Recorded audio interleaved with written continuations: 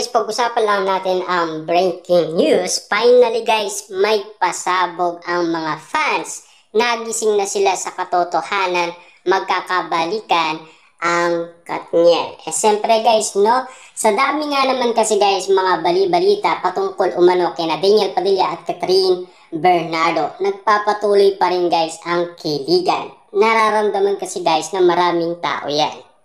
Kaso, ang iba ay hindi pa umano guys ready sa mga bali-balita. Alam naman natin kasi guys, alam nila nagkaiwalay sila.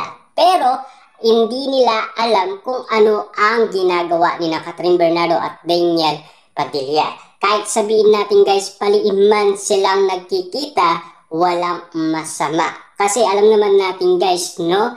Sila pa rin ang pipili sa kanilang pag-iibigan kung meron pa rin silang nararamdaman sa isa't isa. Kasi guys, kaduda-duda ayon umano guys sa bali-balita. At lalong-lalo na kasi guys, ang sinasabi nila dahil ang mga kaibigan nila may nararamdaman at meron talagang posibleng magkakaroon daw ng balikan. Kasi yun ang pakiramdam nila.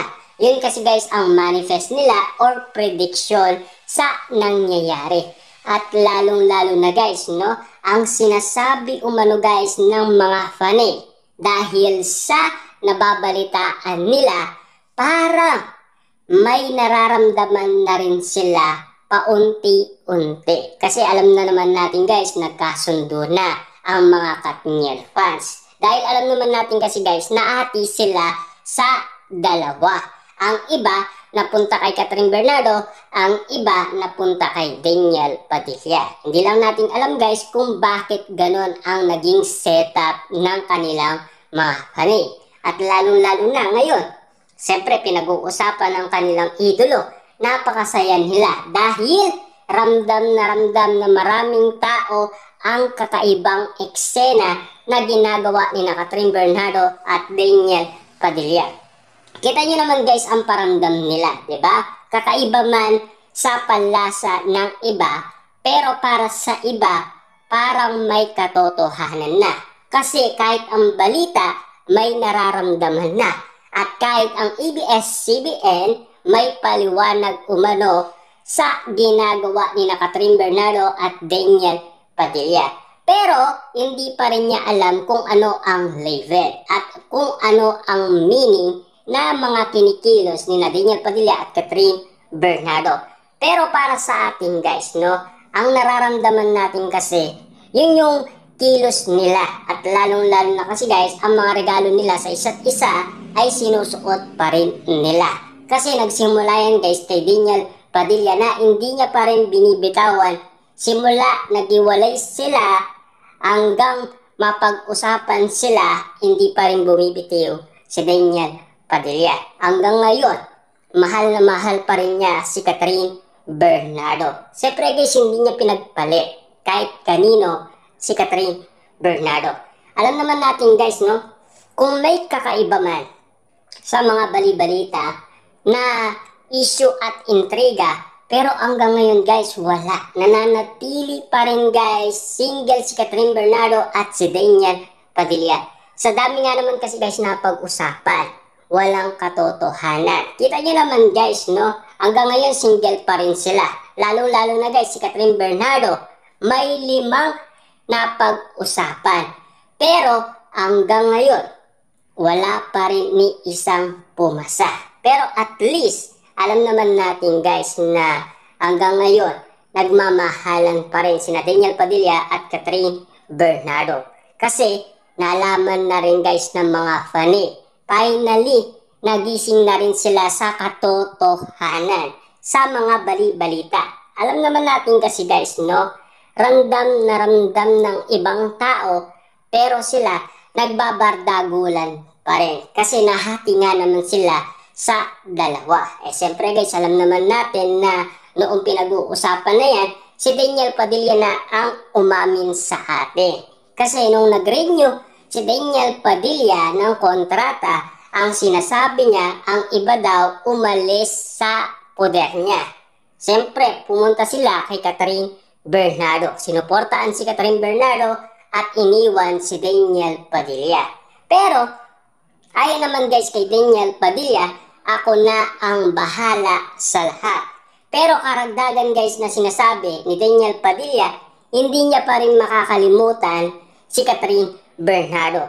Lahat guys nang nangyari, simula nagligawan sila hanggang sa nag-iwalay sila, yun pa rin guys ang bukang bibig ni Daniel Padilla.